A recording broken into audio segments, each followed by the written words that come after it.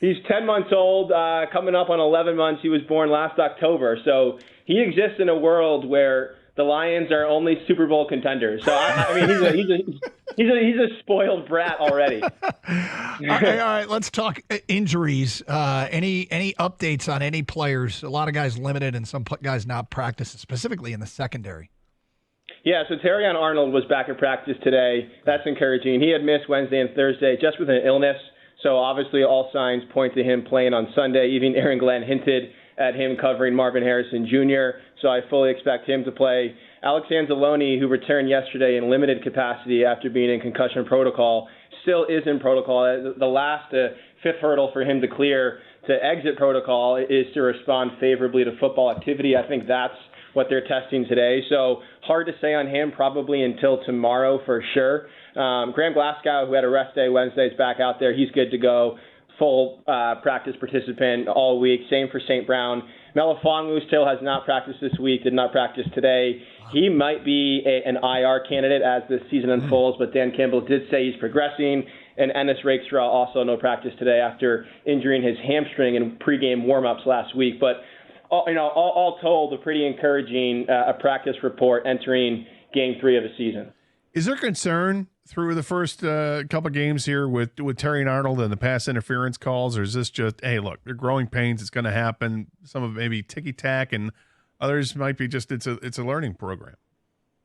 Yeah, I don't think there's much concern internally. There might be externally, but I also thought it was interesting, something that Carlton Davis told us recently, which is that as a physical kind of press man corner, and he and Arnold both played the same way, in his rookie season, he experienced the same problems, and he would often feel targeted by referees, and he was a victim of a lot of questionable pass interference calls. He said as that season went on and as his career went on and referees around the league understood how he played, they afforded him more leeway when it came to some contact down the field. Now, Arnold does need to get his head around sooner when he's in coverage and probably needs to be a little bit less handsy down the field. But I think those things will be ironed out as this season progresses. Dan Campbell spoke today. What's the most interesting thing he had to say? Well, look, he came in and he was fired up. They had just gone through their walkthrough, and Friday is Red Zone Day. And he said even in the walkthrough, everyone was champing at the bit to get rid of the taste in their mouth from last week when they obviously went 1 for 7 in the red zone. So he was kind of pounding the podium. He was kind of huffing and puffing. These guys are so eager to get to practice today, to attack those red zone issues, and to hopefully come out on Sunday as a more polished product in the red zone. So that jumped out to me for sure. He didn't give away what the game plan or tell what they're planning on changing by chance, did he? No. He was asked over and over again, what do you plan to do on 2nd and 3 from the 18? He just refused to divulge that for some reason. Not entirely sure why. He also noted that this feels like the perfect time for this team to go on the road. He said, there's really nothing better, as great as it is to play in front of, I would argue, the best home field advantage in the NFL. To be in the bunker and you got nothing but each other and probably 20,000 Lions fans on Sunday, but on the sidelines, nothing but each other. That's a real bonding agent for a team, and it feels like the right time for these guys to hit the road and hopefully come back with a win.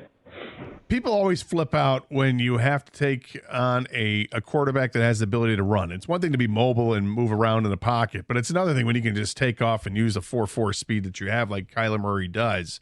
How much of a concern do you think that is for the Lions, and how much does the experience of last week taking on Baker Mayfield help them with this week against Kyler Murray?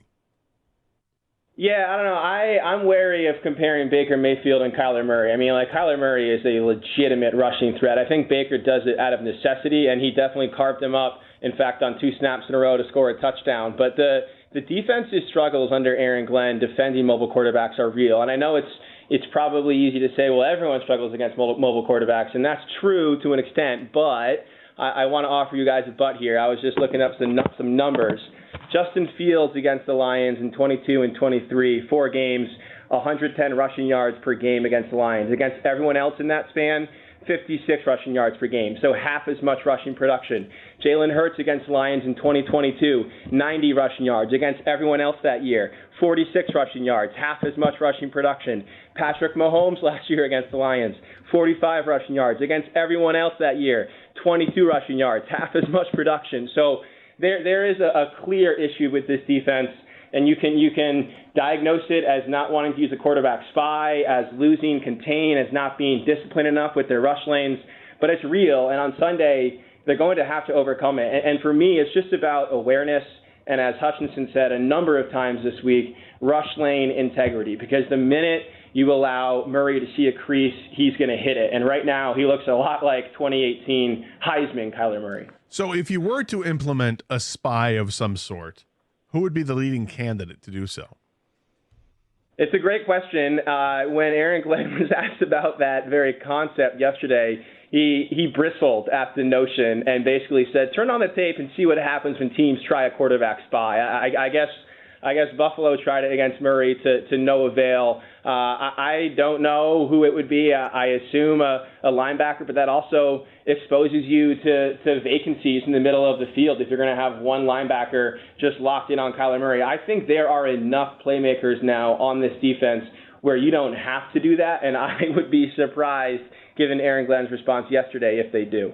Well, I'm hoping they can do to him what they did to Baker Mayfield. And like you said, they're different quarterbacks, but if they can hold him to under 200 yards passing and under 50 yards rushing like they did to Baker, that's a win for the defense. And I love with the defense, and especially that you just mentioned, like Terion Arnold's back, and it sounds like some of the guys are going to be healthy and in uniform. This is a great data point, is whether or not this defense will be better, because Arizona's offense for 2 weeks through the air and on the ground has been great.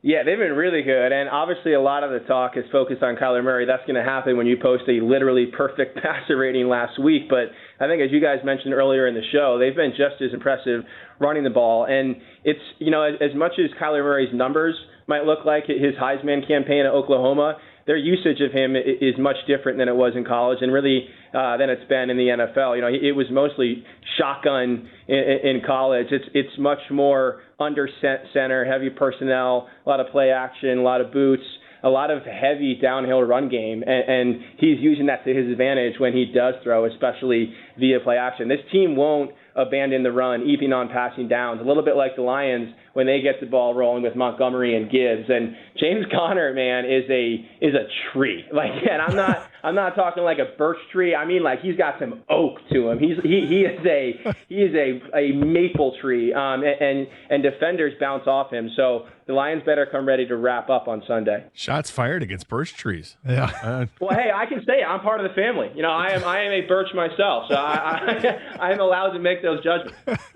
The Lions quarterback, Jared Goff, he's come under some fire so far for the first couple games of the season, turned the ball over more than people thought he would.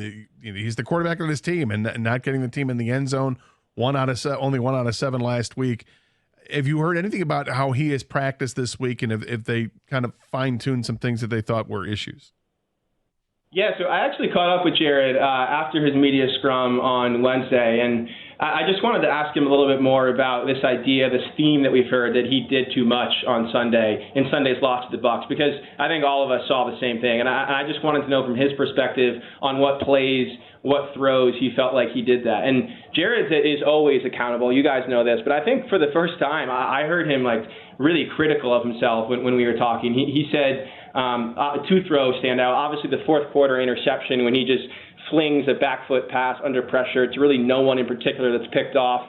Another one to St. Brown down the sideline, I believe, in the second quarter, where, again, he's under pressure. And in both cases, if he just takes a sack, that's not a bad play. Instead of lofting the ball up that should be picked or was picked, he said the second pass to St. Brown should have been intercepted. And he said, look, it's dumb. It's really stupid. He said sometimes he's so conscious of not taking sacks, not taking negative plays, that he allows that to override his ball security. And he said that can never happen. That always has to be priority number one.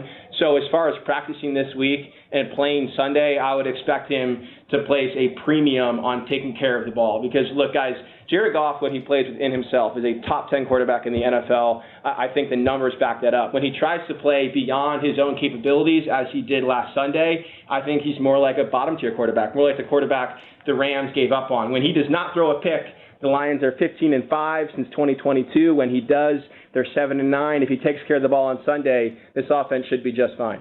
TV's Will Burchfield. Catch him on Fox 2 Sportswork and Lions Game Day Live. And, of course, read his stuff at 971theticket.com. Follow him on Twitter at Birchie_kid. Thank you, Birch Kid. We appreciate it.